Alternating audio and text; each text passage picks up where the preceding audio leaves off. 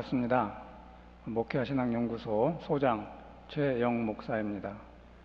이렇게 한신대학교 개교 80주년을 맞이하는 올해 일제강점기 한국 신학의 상황과 조선신학교 신학의 의의라는 제목으로 여러분 앞에서 말씀드리게 되어서 정말 감사하게 생각합니다.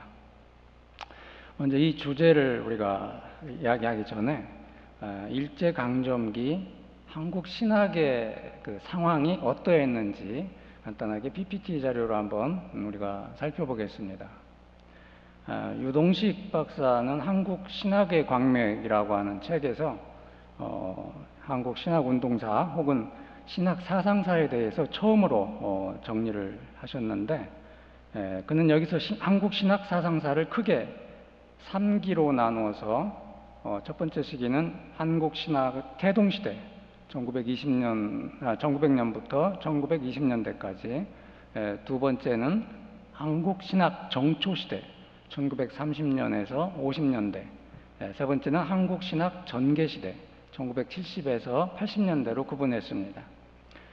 이덕주 목사는 한국 교회사 입장에서 본 한국 신학 사상사 서술 문제라고 하는 그 논문을 통해서 일목요연하게 정리를 했는데, 시기는 일제강점기 1910년부터 1945년까지 세 부분으로 구분해서 설명하고 있습니다. 우선 신앙 고백적 요인으로는 교파주의와 보편주의라고 하는 항목에서 첫 번째 교파 교회가 있었고, 두 번째 반교권 성서 중심 신학, 김교신, 최태용이 중심이었고, 세 번째는 반교권 체험 중심 신학, 오순절 운동을 이 범주에 넣고 있습니다.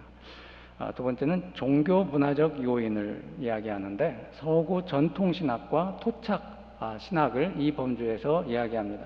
첫 번째는 보수주의 신학으로 박용룡 박사, 변홍규 박사, 두 번째 신정통주의 신학으로 송창근 박사, 김재준 박사, 우리의 뿌리죠. 신정통주의로 분류하고 있습니다. 세 번째는 반선교사 토착교회로 복음교회를 여기서 말하고 있습니다. 세 번째는 정치 사회적 요인으로 종교적 기능과 사회적 기능을 범주에 집어넣는데 이용주 목사의 신비주의 신학, 두 번째는 길선주 목사의 말세 신학, 세 번째는 기독교 사회주의 신학, 네 번째는 사회복음주의 신학, 다섯 번째 신사참배 거부와 참여 논리 운동을 여기서 말하고 있습니다. 세 번째로 주재용 박사가 한국 그리스도교 신학사에서 일제강점기 선교사 신학의 세 가지 흐름을 정리해 주고 있습니다.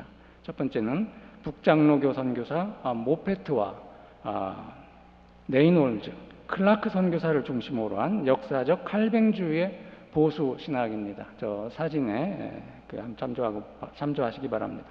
두 번째는 북장로교 선교사 헐버트와 우리 교단에 많은 영향을 준 캐나다 선교사 스코트를 중심으로 한 역사 참여적 진보 신학입니다.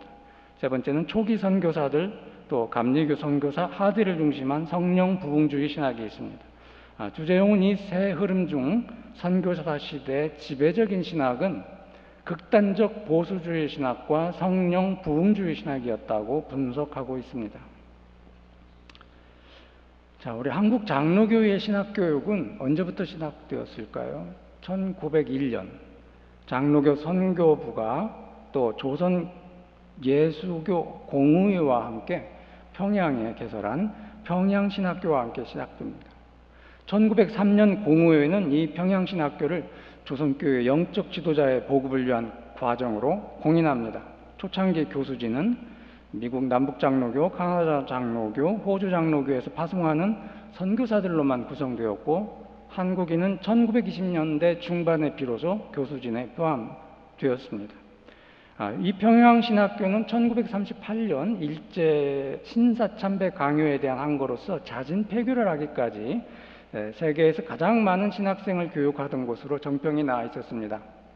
그러나 평양신학교의 교육과정은 교회 일꾼의 양성을 위한 성경학원 정도의 수준으로 편성되어 있었습니다.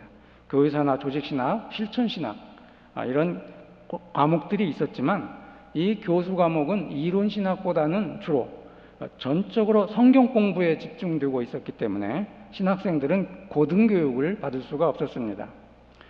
선교사들은 또 한국 장로교회의 지적 발전을 경계했고, 그래서 신학 졸업생들의 해외 유학을 막기도 했습니다. 1918년에는 새로운 신학 사조의 침투를 저지한다며 해외나 혹은 다른 교파 신학교에서 교육받은 학생은 평양신학교 별신학과라고 하는 학과를 만들어서 신경, 정치, 규칙 이걸 의무적으로 수강하도록 하는 결정을 내렸습니다. 교역자의 지적 수준을 일반 교인들보다는 조금 높게, 그리고 선교사들보다는 낮게 중간 정도의 교육에 맞춘 이와 같은 선교사들의 교육 방침은 이미 1896년 북장로회 선교사들이 결정한 신학 교육 원칙에 분명히 나타나 있습니다. 일제강점기 한국에서 활약한 대부분의 선교사들은 19세기부터 일기 시작한 영미국의 부흥운동의 영향을 받아 선교의 소명을 받고 근본주의 또는 보수 정통주의 경향의 신학교를 졸업한 자들이었습니다. 이들 보수적이고 근본주의적인 경향의 선교사들이 포진했던 평양신학교가 내건 교육 목표는 신령한 목사의 양성이었습니다. 이것은 1934년 당시 한국교회의 근본주의 신학을 대표하는 평양신학교 교수 박용룡, 사진에 나오는 분이 박용룡 목사입니다. 평양신학교 교수 박용룡의 말에도 나타납니다. 이 박용룡에 의하면 한국교회가 신학을 수립한다는 것은 어떤 신학체계를 창작한 것이 아니라 사도적 전통의 바른 신앙을 그대로 보수하는 것이고, 이것은 바로 한국교회가 창립되던 때 선교사들로부터 전수받은 신학을 영구한 소유로 확보하는 것을 통해서 이루어진다, 이렇게 말하고 있습니다.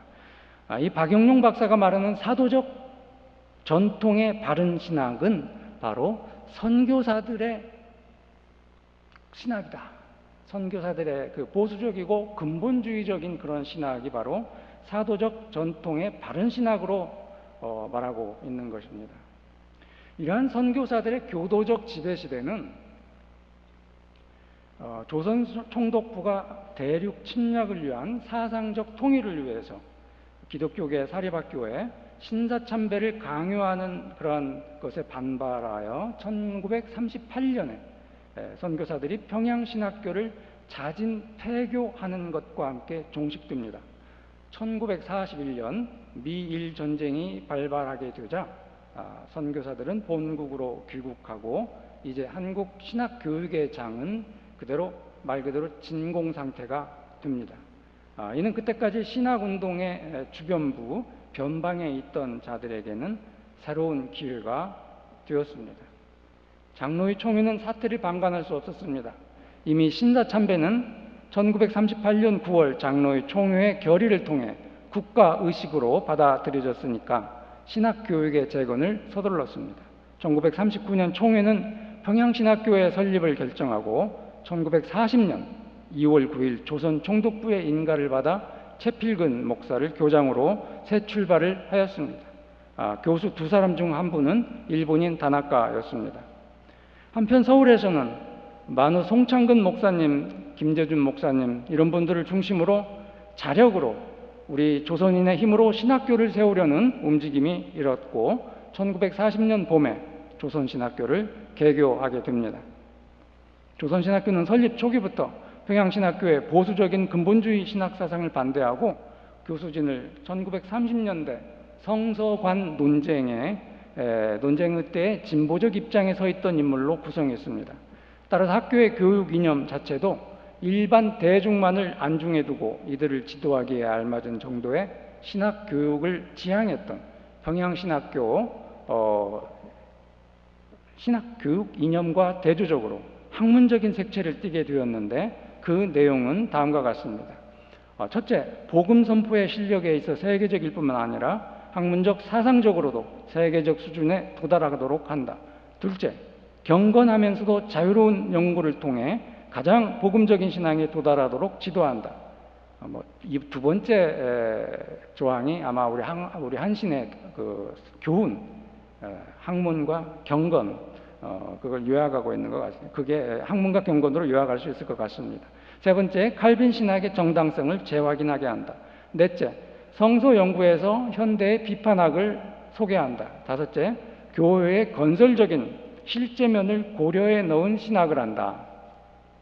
이 신학교육 원칙은 방금 전에 말씀드린 대로 학문과 경건이라는 표어로 요약할 수 있고, 또한 자유로운 학문 연구와 자율적인 신학교육 이념이 자율적인 신학교육이 교권의 횡포에 의해 유린드는 것에 저항하며 1953년 우리 기장이 새롭게 출발할 때 공표한 제38자 호원 총회 선언서에 반영되어 있다고 볼 수 있습니다. 우리는 온갖 형태의 바리새주의를 극복하고 오직 살아계신 그리스도를 믿음으로 구원 얻는 복음의 자유를 확보한다. 우리는 건전한 교리를 세움과 동시에 신앙 양심의 자유를 확보한다. 우리는 노예적인 의존 사상을 배격하고 자립자조의 정신을 함양한다. 그러나 우리는 편협한 고립주의를 경계하고 전 세계 성도들과 함께 협력 병진하려는 세계교회 정신에 철저하려 한다. 조선 신학교의 설립은 단순히 신학교육의 재개, 그 이상의 의미를 갖는다고 할 수 있습니다. 이것은 선교사 집권 시대의 종말을 의미하는 동시에 한국교회가 자주적인 한국교회사를 형성하기 시작했다는 것을 뜻합니다.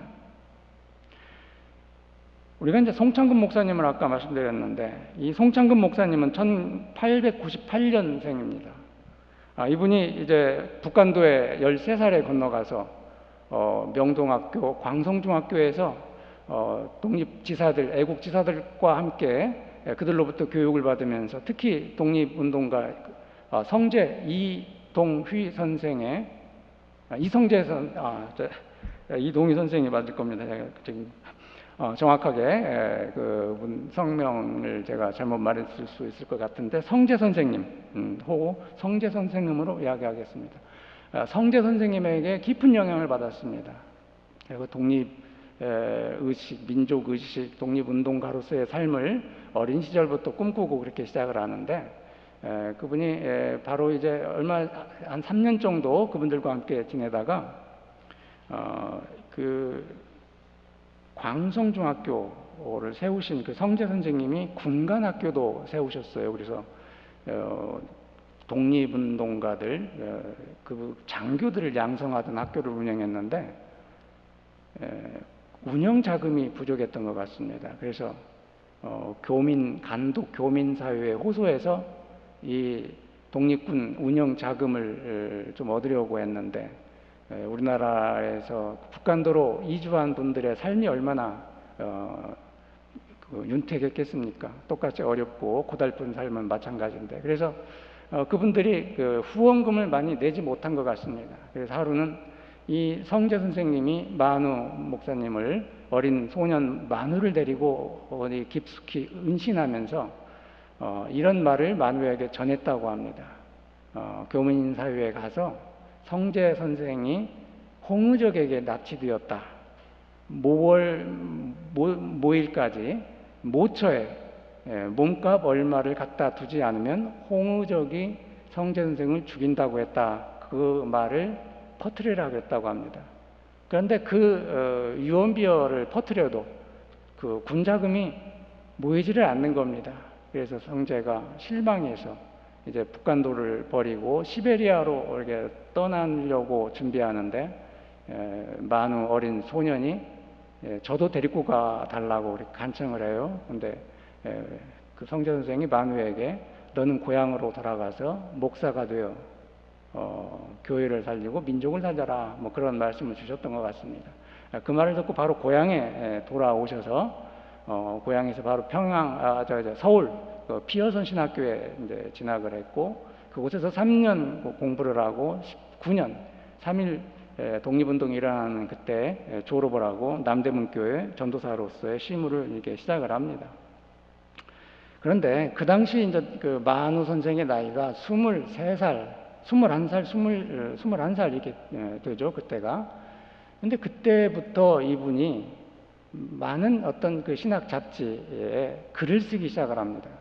특히 이분이 1921년 23살 되던 해 교회를 발전시키려면 어떻게 해야 할까라고 하는 글을 기고한 것이 있는데요. 정말 놀라운 글을 우리가 여기에서 볼 수가 있습니다. 여기에서 6가지 원칙을 이야기합니다. 그 젊은 23살의 청년이요. 그 중에 5번째인가 이런 이야기를 합니다. 신학 교육 방침을 개선하라, 이런 요구를 합니다. 이 만우의 외침은 장로교 선교사 공회의 선교 정책에 의해서 이 교역자들의 지적 수준을 선교사들보다는 낮게, 그리고 일반 평신도들보다는 조금 높게 중간 정도의 그 교육 과정을 개설했던 이러한 그 신학 교육에 맞서서 한국 교회가 발전하려면 지적 영적 자격과 능력을 갖춘 교역자 양성에 관심을 가져야 한다라고 하는 외침이었습니다. 그리고 몇 달 뒤에 바로 일본으로 유학을 떠나게 되는 겁니다. 자, 아무튼 이런 이 젊은 만우 청년이 꿈꾸었던 그 기계, 꿈, 비전, 이런 것들이 이제 한 20년 뒤에 조선신학교 설립으로 이루어지게 되는 것이죠. 자, 아무튼 이제 이 조선조 말경 한국인들에 의해 시작된 한국교회가 신학에 대한 주체적 반성 없이 미국 선교사들의 지도 아래서 그들의 보수적이며 근본주의적 신학의 지배를 받던 상태에서 이제 벗어나게 되었다라고 하는 것을 우리가 말할 수 있습니다.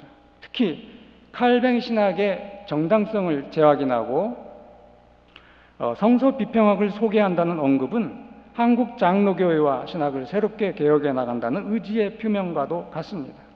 그런데 이 3번째와 4번째 항목, 칼빈 신학의 정당성을 재확인하고 성서 비평학을 소개한다라고 하는 항목은 이후 한국 장로교회의 분열과 직간접적으로 관련이 되기 때문에 조선신학교 신학운동의 정당한 평가를 위해서는 칼빈의 신학사상과 칼뱅주의의 전개 과정을 살펴야 하는 지난한 여정을 우리가 나설 수밖에 없습니다.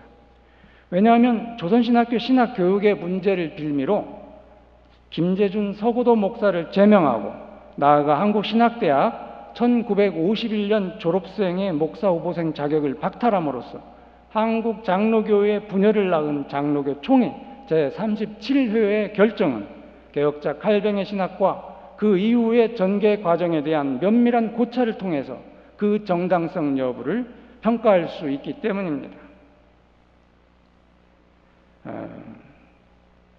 또한 이 칼뱅주의와 또 칼뱅 신학 사상을 우리가 살펴봄으로써 송창근, 김재준 이 목사님의 신학이 17세기, 18세기 칼뱅 정통주의 정통주의자들이 아니라 그들의 어떤 그 가르침을 건너뛰어서 칼뱅과 직접 연결되었다라고 하는 것을 우리가 확인할 수 있을 것입니다.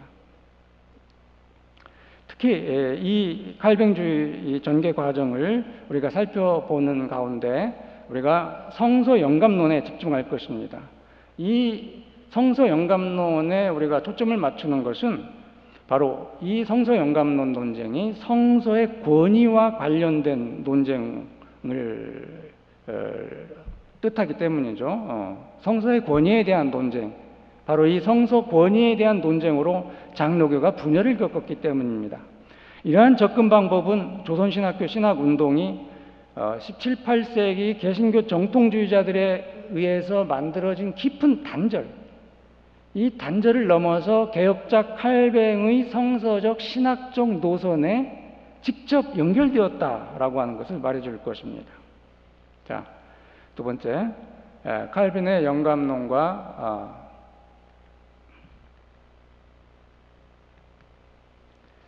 칼뱅주의의 전개 과정입니다. 자, 우리가 개혁교회라고 우리 스스로를 이렇게 이야기를 합니다. 개혁교회 성서 원리, 이건 오직 성서만, 솔라 스크립투라를 말하죠. 이 개혁교회의 특징을 한마디로 말할 수 있다면 말씀 중심의 교회, 곧 성서를 신앙과 신학, 교회의 모든 삶에서 배타적이며 최종적인 권위로 삼는 교회다라고 말할 수 있습니다. 그러면 혹자는 이렇게 질문할 수 있습니다. 하나님의 말씀인 성서를 배타적이고 최종적인 권위로 삼지 않는 교회가 있는가? 이 질문에 우리는 그렇다라고 답할 수 있습니다. 로마 카톨릭 교회는 성서를 하나님의 말씀으로 인정하지만 성서와 나란히 교회의 교리 전통, 교회의 결정을 중시하고 있습니다. 예컨대 이런 것들입니다. 첫째, 성경에서 발견되거나 추론되는 진리. 두 번째, 사도들로부터 전해졌다고 알려졌지만 성서에 없거나 성경에서 추론될 수 없는 진리. 세 번째, 하나님께서 사도들 이후의 사람들에게 계시하셨거나 최근에 계시 또는 영감을 주신 진리, 이런 것들을 성경과 동등한 권위를 갖는 것으로 인정합니다. 중세 후기의 핵심적 쟁점은 교회가 성서에서 발견하거나 추론할 수는 없지만 전해진 전승들 가운데서 그 권위와 사도적 진정성에서 캐논, 정경과 동등한 것으로 추정되는 신념들을 회중에게 선포할 수 있느냐라고 하는 것이었습니다. 로마 카톨릭 교회는 그렇다라고 했고, 마틴 루터와 훌드리 치빙글리 그리고 존 칼뱅, 하인리 블링과 같은 개혁자들은 성서 이후에 어떤 다른 계시의 원천이 있다는 것을 강하게 거부했습니다. 오직 성서만의 구원은 성서 이후에 계시의 다른 원천들을 강력하게 비판하는 종교개혁 전체의 주제였습니다. 그런데 종교개혁 전통에서, 특히 개신교 종교개혁 전통에서 이 오직 성서만의 원리를 일관되게 관철시킨 것은 개혁교회였습니다.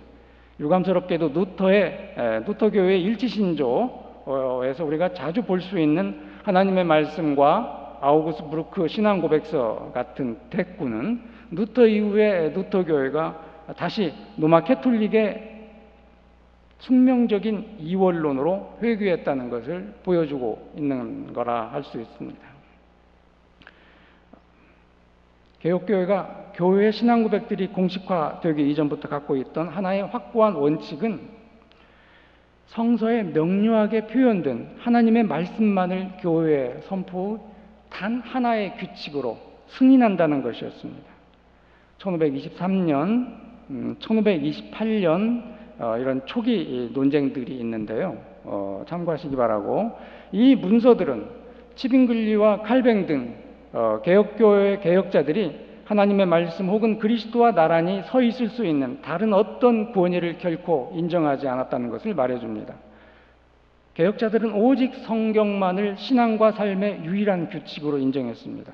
이러한 철저한 원리는 최초의 논쟁을 위해 수립된 토론의 규칙들에서 당당하게 선언되었고 차후 개혁교회 교리에서 기본이 되었습니다. 이렇게 처음부터 살아계신 하나님의 말씀만이 진리이고 그 진리는 오직 성경에만 담겨 있고 따라서 모든 교리는 성서의 표준에 따라 측정되어야 한다고 주장한 개혁교회는 이 성서의 토대 위에 교회와 사회의 모든 제도와 법규를 근거시키려고 했습니다. 이것이 이른바 종교개혁의 형식 원리라고 일컬어지는 개혁교회의 성경 원리입니다. 자, 또 칼뱅의 영감론을 설명하겠습니다. 개혁자들이 성서만이 진리의 유일한 척도라고 말할 때 그것은 어떠한 특수 전통에 의해 해석된 성경 혹은 어떤 이론을 입증하기 위해 선택된 성경의 일부분 혹은 성경의 말씀과 혼동될 수 있는 어떤 교리가 아니라 성경 그 자체, 곧 전체 성경, 토타 스크립투라를 말합니다. 여기서 질문이 생깁니다. 어떻게 우리는 성경이 하나님의 말씀이며 유일한 진리이고 따라서 우리의 신앙의 확실한 규칙과 모든 진리의 척도가 된다고 확신할 수 있는가라고 하는 거죠. 칼뱅은 이 물음에 대한 대답을 하나님이 성경의 저자이시다라고 하는 사실에서 찾습니다. 칼뱅에 의하면 성경의 권위에 대한 지식은 하나님이 그 저자이시다라고 라고 하는 지식과 하나가 됩니다. 성경에 대한 최고의 증거는 일반적으로 하나님이 인격적으로 성경 안에서 말씀하시는 사실에서 얻을 수 있다라고 기독교 강요에서 말하고 있습니다. 칼뱅에 의하면 이러한 확신은 성령의 내적 증거에 의해서 우리 안에 확립됩니다. 이 칼뱅에 의하면 성경은 자증합니다. 스스로 하나님의 말씀임을 입증한다는 뜻입니다. 성경은 자증하고 인간의 증명과 이성에 의해 보증될 수 없다고 말하고 있습니다. 만약 우리가 성경을 믿을만하다고 생각한다면 그때 그것은 우리 자신이나 다른 어떤 자들의 판단이 아니라 우리의 판단을 하나님 자신의 판단에 복종시킬 때 그럴 수 있다라고 하는 거죠. 이것은 칼뱅에게는 신비적인 어떤 미지의 것에 대한 경외, 떨림, 비합리주의 이런 것과는 전혀 관계가 없습니다. 오히려 그는 우리의 인식을 위한 근거들, 즉 다른 이성들을 필요로 하지 않은 최고의 이성, 다른 진정성의 필요성, 표지들을 필요로 하지 않는 진리, 계시와 별도로 우리에게 나타날 수 없는 느낌, 이걸 진술합니다. 사실 성경이 하나님의 말씀이라고 하는 진술은 하나님 자신이 자유로운 은혜를 통해서 우리에게 입증하지 않는다면 달리 증명할 방법이 없을 겁니다. 만일 그 진술이 하나님 자신이 아닌 다른 어떤 것에 의해 입증될 수 있다면, 인간의 이성이나 다른 어떤 그 매체에 의해서 입증될 수 있다면 어떻게 그것이 하나님의 말씀일 수 있겠습니까? 자, 이 영감론의 의미는 이렇게 말해질 수 있습니다. 하나님의 영감 혹은 계시는 성경의 저자들과 우리에 대한 하나의 단일하고 무시간적인 혹은 동시적인 하나님의 행위입니다. 우리와 성경의 저자들 사이에서 질문되고 대답될 수 있는 것으로, 대답되는 것으로 나타나는 것은 그들이 그 안에 있고 우리가 밖에 있는 것처럼 실제로는 그들과 우리 사이에 있는 성령의 독백이다라고 말할 수 있습니다.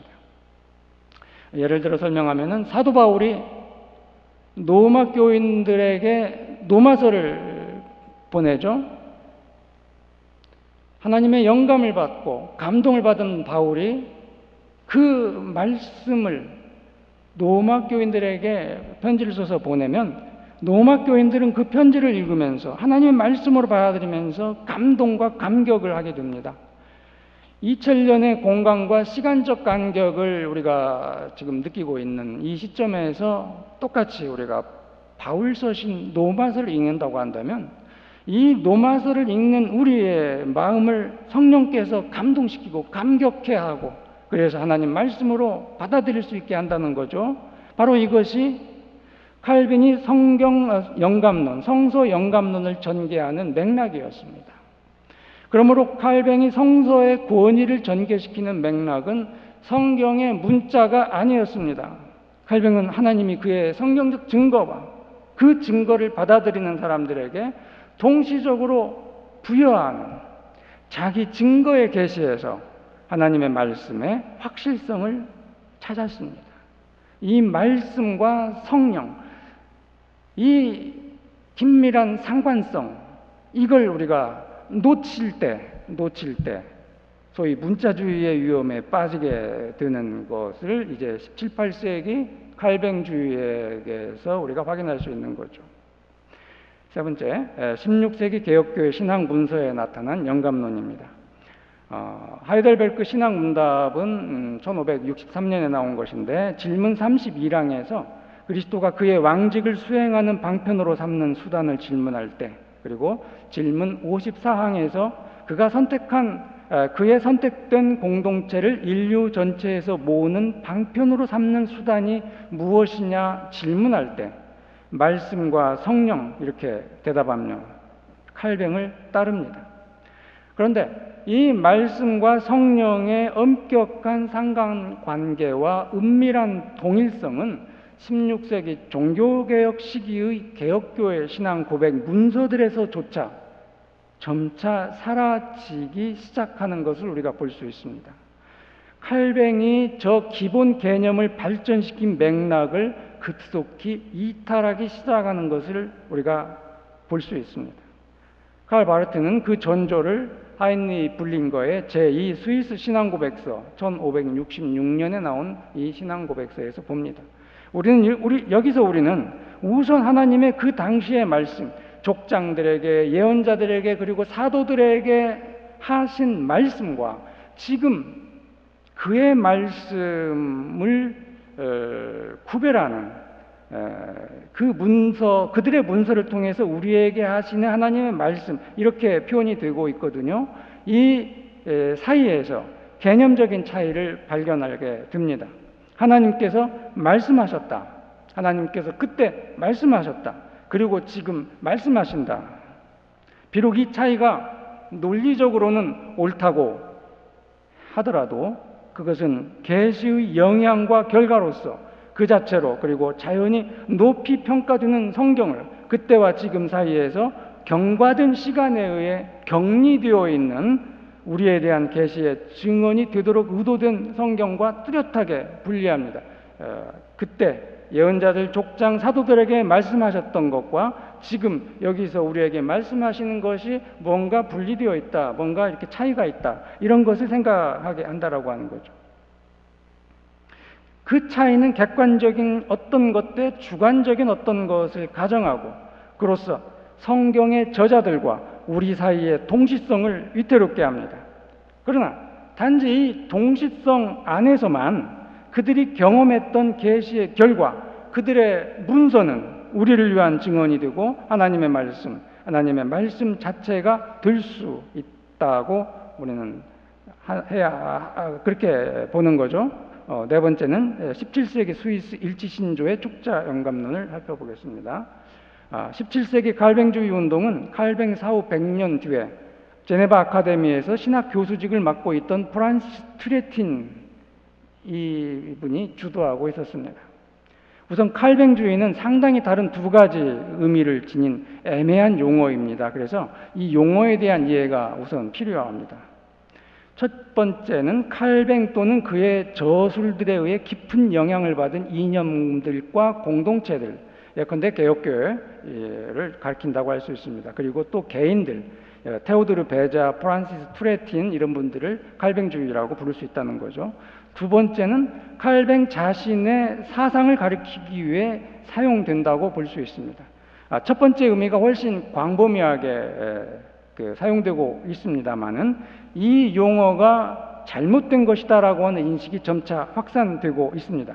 왜냐하면 16세기 후반의 개혁교회 신학이 칼뱅 이후에 전혀 다른 출처들에도 근거하고 있다는 사실이 점차 분명해지기 때문입니다. 사실 칼뱅주의는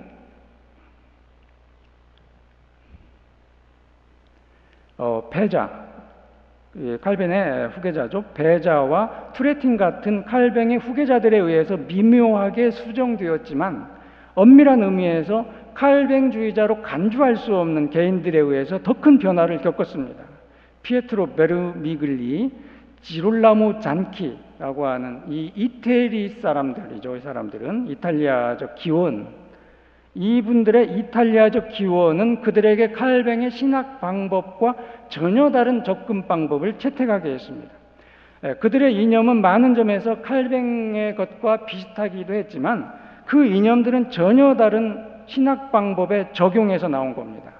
후기 칼뱅주의는 이 지롤라모 장키나 피에트로 베르미글리의 그 방법과 칼뱅의 신학 방법을 잘 구별하지 못하고 단지 이 미묘한 차이점들을 파악하지 못하고 지롤라모 장키와 베르미글리의 신학 방법에 감상적으로 의존한 것처럼 보입니다. 그러니까 칼뱅주의는 이렇게 신학 방법과 관련되는, 특히 중요한 어떤 신학 방법과 관련되는 이질적인 요소들을 이미 처음부터 많이 내포하고 있었다라고 하는 거죠. 그것들은 후대의 사람들이 칼뱅주의라고 지각하지만 그 기원을 개혁자 칼뱅에게 둘 수 없는 그런 것들입니다. 참 창조적인 시기가 지나면 침체의 시기가 뒤따른다라고 하는 것은 역사의 일반적인 규칙인 것 같습니다. 칼뱅이 제네바에서 활동할 때 칼뱅주의는 서유럽에서 노마 카톨릭에 대한 가장 강력한 대안으로 등장했습니다.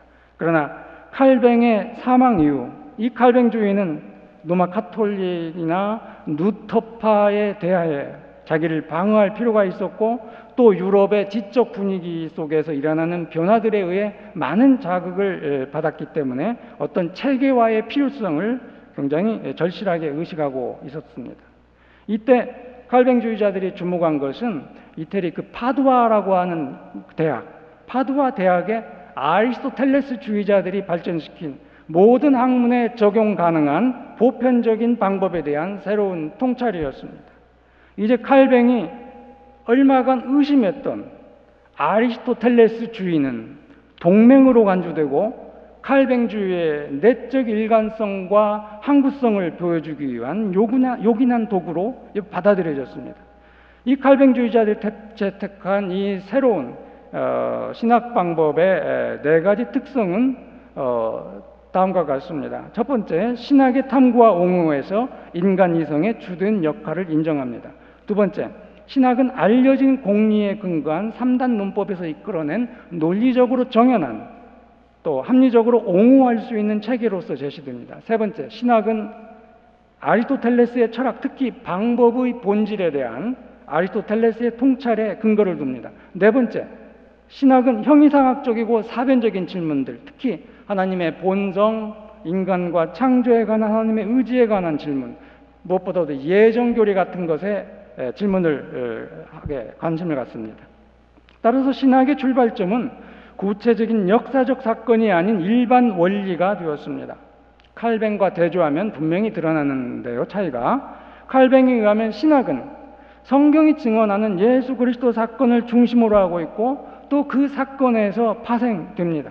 그러나 후기 칼뱅주의에서는 일반적 원리들이 그리스도 사건 대신 신학의 중심을 차지하게 됩니다.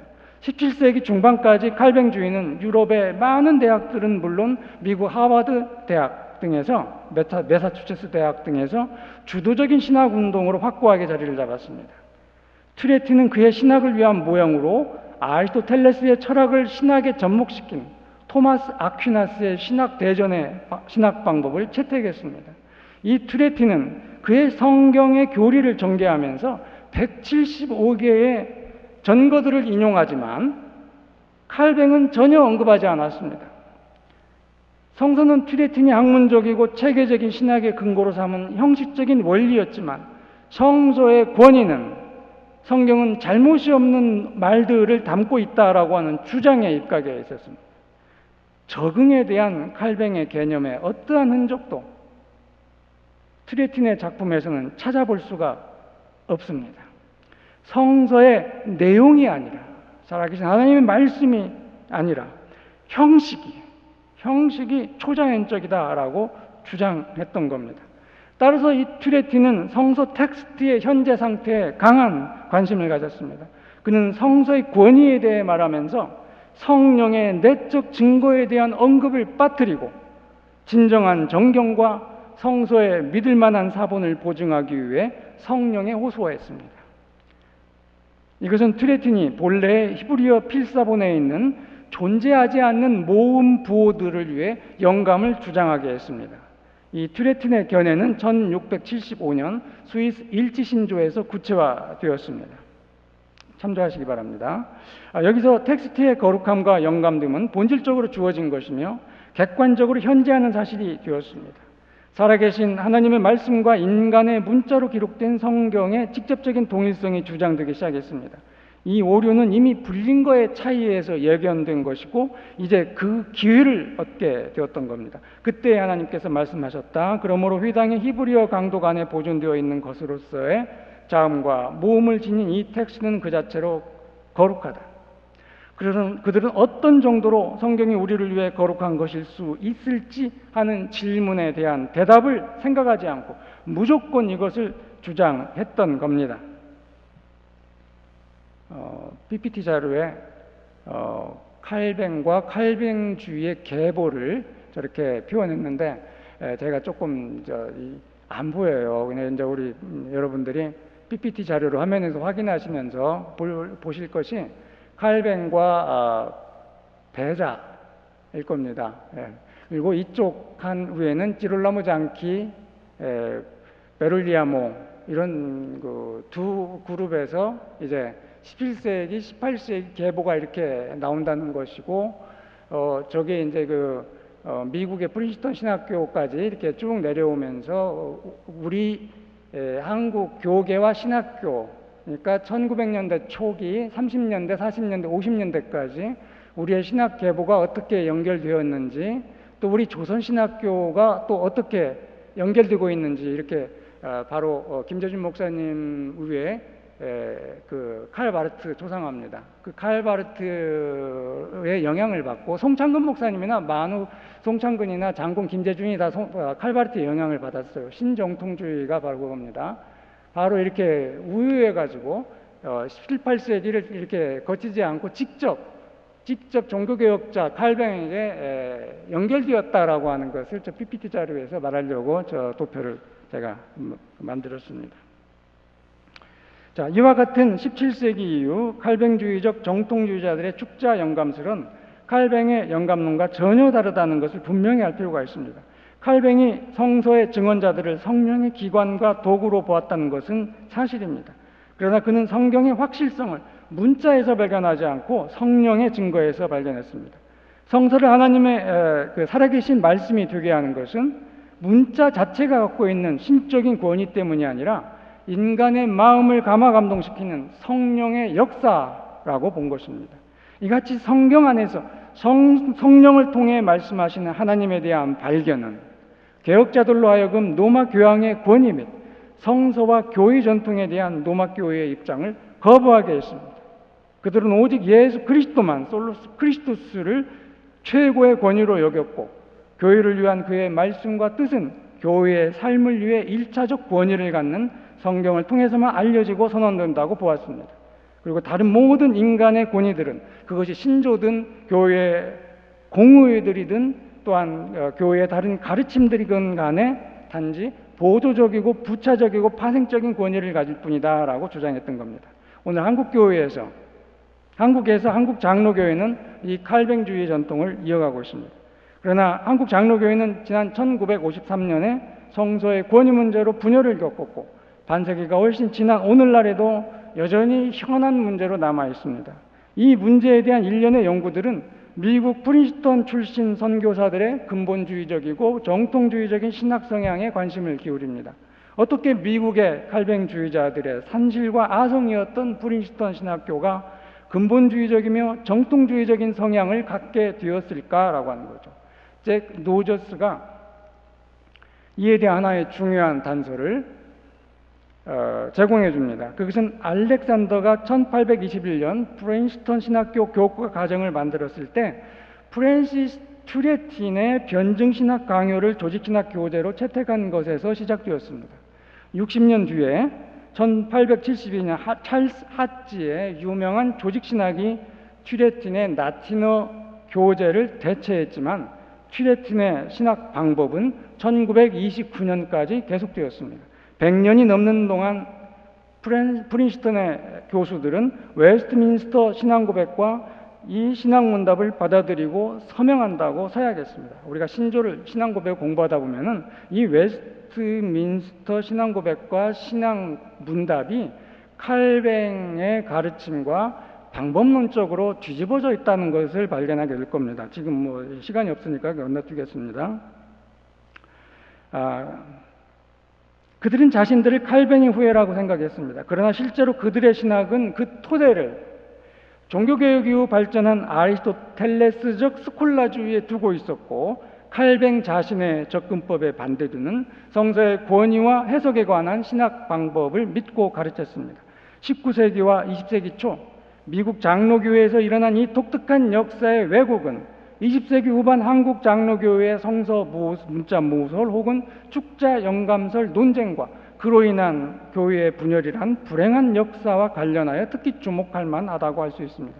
왜냐하면 한국 선교 초기 미국 장로교 선교사들의 대다수가 찰스 하츠와 그의 아들 A.A. 하츠 그리고 비비 워필드와 20세기 초 프린스턴 신학의 마지막 보루이고 근본주의 신학의 총수라고 여겨졌던 그레샴 메이첸의 영향을 받은 프린스턴 출신 선교사들이었기 때문입니다. 자, 세 번째, 조선신학교의 성서 비평학의 신학사적 의의에 대해서 말씀드리겠습니다. 자, 한국 개신교 초기 주도적 역할을 했던 미 장로교 선교사들의 출신 학교가 프린스턴 신학교였다라고 하는 것은 이들의 신앙적, 사상적, 신학적 계보를 짐작할 수 있게 합니다. 당시 프린스턴 신학교에는 근본주의 신학의 총수라고 알려졌던 메이첸이 있었기 때문입니다. 그들은 신학과 성서를 해석하는 비평학에서 보수적인 입장을 고수했습니다. 그들은 성서 무술 혹은 축자 영감서를 주장하면서 19세기 말에 본격적으로 시작된 비판적 성서 연구 방법론, 즉 성서 역사 비평학을 금단의 학문으로 간주하며 성서에 대한 어떠한 비판적 접근도 허용하지 않았습니다. 이것은 1920년에서 30년대 외국 유학을 다녀온 몇몇 한국교회 젊은 지도자들에 의해서 성서 역사 비평학이 소개되기까지 한국 장로교회의 지배적인 경향이었습니다. 이 송창근 목사님은 1926년에 이제 미국 유학을 가서 1931년까지 한 5년 동안 미국에서 생활을 하고 박사 학위를 따고 거기에 들어오게 되는데, 그분이 그때 미국의 교계와 신학계에서 목격한 것은 바로 진보와 보수의 극단적인 분열과 갈등과 대립이었던 거예요. 근데 이 송창근 목사님은 그때 성서적 복음적 신앙을 소개하면서 이 진보와 보수의 극단적 대결을 지향하자, 그런 이야기를 여러 지면을 통해서 계속 이야기를 합니다. 이 송창근 목사님과 같은 이런 입장이 소위 칼뱅의 20세기 현대적 해석자로 일컬어지는 칼 마르트의 입장이라고 우리가 말할 수 있습니다. 자, 좀 넘어가서요. 무엇보다도 성서 비평학 문제가 한국 장로교회의 분열에 이르는 파국적인 결과를 낳게 된 것은 해방 이후 1947년부터 53년의 일입니다. 왜냐하면 1935년에서 1945년 해방될 때까지 10년간은 뭐 정통인이 이단인이 하는 신학 문제보다는 오직 일본화 운동에 대한 다양한 반응을 보이는 시기였습니다. 그러나 1945년 해방과 동시에 예전의 선교사들이 다시 돌아오고 이전의 교권을 회복하려는 사람들이 또 이북에서 남하하면서 자유한국의 자주적이고 자립적인 교회를 건설하는 사람들 사이에 각축이 벌어지기 시작을 했습니다. 이 논쟁은 특히 김재준의 성서관을 둘러싸고 벌어졌는데, 이는 최근 세계 교회사에서 가장 주목할 만한 교회의 역사적 사건들 가운데 하나라고 할 수 있습니다. 첫 번째는 16세기, 17세기 이래 세계적으로 보기 드문 교리적 문제를, 특히 가장 기본적인 성서의 권위 문제에 관한 논쟁이었다는 거고, 둘째는 아직 선교 역사가 일천한 젊은 교회에서 그런 심각한 논란이 일어났다라고 하는 것이고, 세 번째, 논쟁의 파문과 규모가 거의 전교회적이었다라고 하는 사실입니다. 여기에서는 이제 그 성서 역사 비평학을 단지 간단하게 소개하고 조선신학교 성서 역사 비평학의 신학사적 의의만을 간략하게 이야기하며 정리하는 시간을 갖겠습니다. 자, 역사적 비평 방법은 이런 거죠. 성서 본문이 기록된 특정한 역사적 상황에 근거하여 그 본문의 올바른 의미를 결정하려고 함으로써 성서 연구와 해석에 많은 공헌을 했습니다. 자, 근데 역사적 관심을 보이는 역사 비평학은 본문이 현재 의미하는 바에 대해서도 관심을 갖지만 본문이 최초에 어떤 의미를 가졌는가를 추론하기 위해 작품에서 저자의 의도를 더 중요하게 생각하는 경향을 보입니다. 따라서 역사 비평학은 성서 본문이 보도하는 사건들의 사실성 여부에 대한 규명이나 성서의 문서들의 성립을 둘러싼 역사적 사실들에 관한 지식들을 획득하는 일에 더 많은 관심을 기울였고, 그 결과 성서의 본문을 비판적으로 분석하여 현대인의 오성의 판단에 굴복시키는 것이 역사 비평학의 최종적인 목표인 것처럼 되어버렸습니다. 그러나 성서 해석학은 성서로부터 해방이 아니라 성서와의 대화를 여는 것만을 지향해야 하는데, 역사 비평학은 애당초 이런 면에는 어떤 문제가 있었다라고 하는 거죠.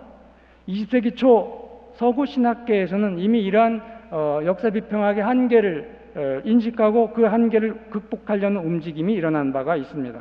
이것은 김재준이 소위 신정통으로 소개한 신학운동을 중심으로 일어났던 것인데, 그들은 역사 비평학을 단지 성서 본문의 해석을 위한 예비적인 작업으로 받아들였던 자들입니다.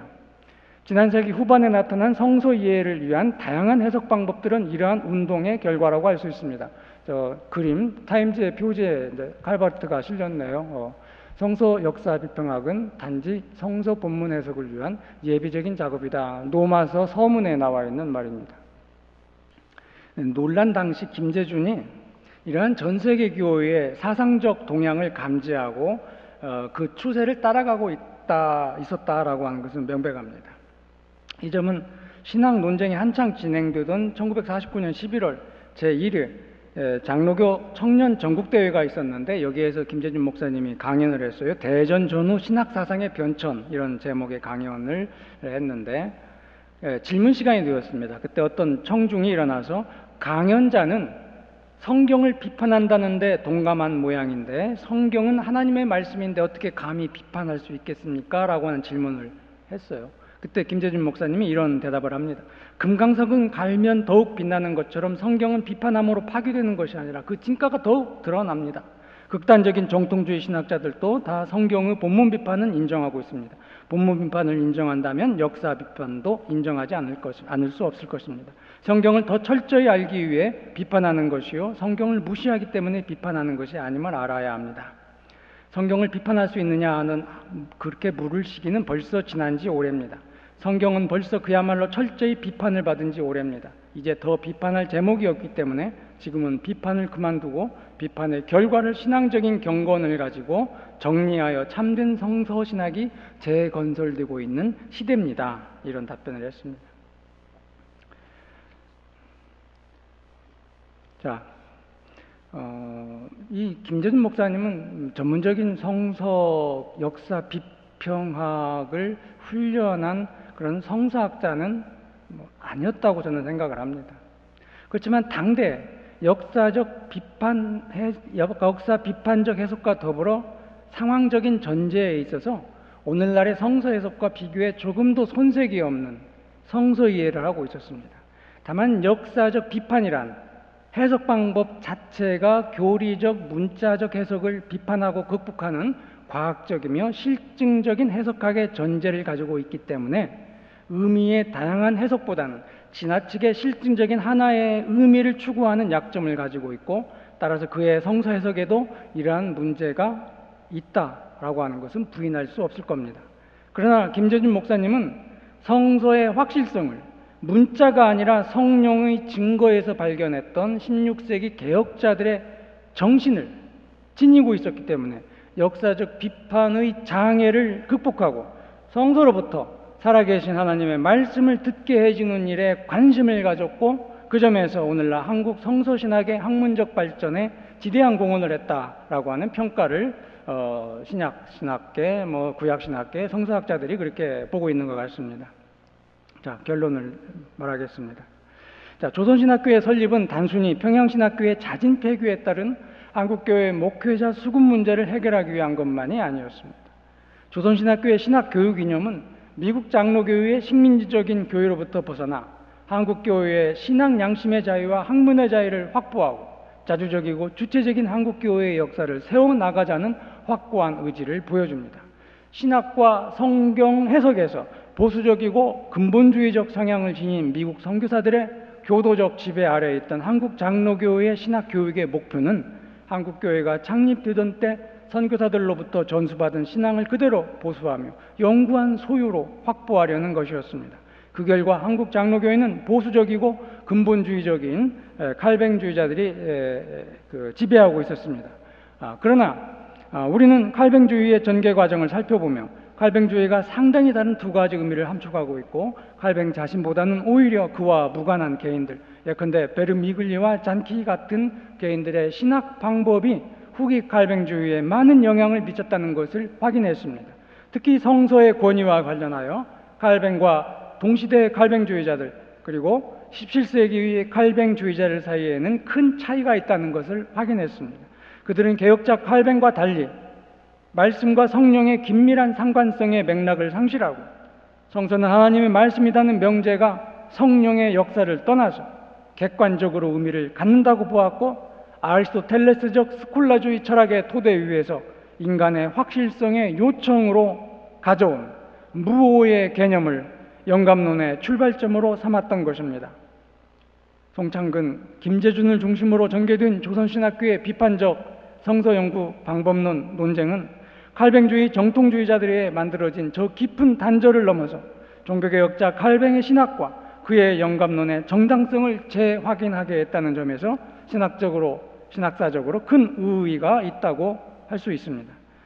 이로써 한국 장로교회가 어떠한 신학적인 내용을 얻을 수 있게 되었는가 하는 것은 다음과 같은 김재준의 진술 속에 명확히 나타나 있다고 저는 봅니다. 자, 우리는 살아계신 그리스도를 우리 마음에 모시고 사는 신앙생활을 그 핵심으로 삼는다. 그가 우리 죄를 밝혀 심판하심과 동시에 그 죄를 속량하신다. 그리하여 그는 우리의 심정과 이성을 밝히셔서 주 앞에서 다시 얻은 겸손한 자유로 진리에 대하여 질문하며 탐구하게 한다. 이런 의미에서 우리는 그리스도로 말미암아 성경을 해석한다고 말하는 것이다. 성경, 더군다나 어떤 성경관이 그리스도를 규정할 것이 아니라 그리스도의 빛과 그의 심정으로 성경을 재평가하며 해석한다는 것이다. 이것을 우리는 정통주의자의 성경에 대한 축자적인 광신을 피함과 동시에 자유주의자의 희박하고 방자한 막연성을 막는다. 성경의 그리스도가 또한 성경을 우리에게 가르치신다. 그러므로 성경의 객관성과 우리의 주관이 그리스도 안에서 그 소재를 찾는 것이다. 오늘 또 우리는 우리 주변에서 여전히 많은 장로교인들과 신학자들을 이렇게 보면서 그들에게서 20세기 초 미국 장로교 선교사들이 그랬던 것처럼 17세기, 18세기의 칼뱅주의적 이념들을 칼뱅 자신의 것으로 생각하거나 더 신뢰하는 경향을 많이 볼 수 있습니다. 흔히 우리 주변에 있는 칼빈주의자들은 바로 그와 같이 17, 18세기 칼뱅주의자들의 전통에 서 있는 자들입니다. 자, 그러나 그들에게 시급한 일은 칼뱅의 후예나 정통주의자들을 자체하기 전에 일단 원전으로 돌아가라. 칼뱅이 무엇을 위해 싸웠고 무엇을 말하고 있는지를 확인하는 일이라고 할 수 있을 것이다 라고 말하는 것으로 말씀을 마치겠습니다. 감사합니다.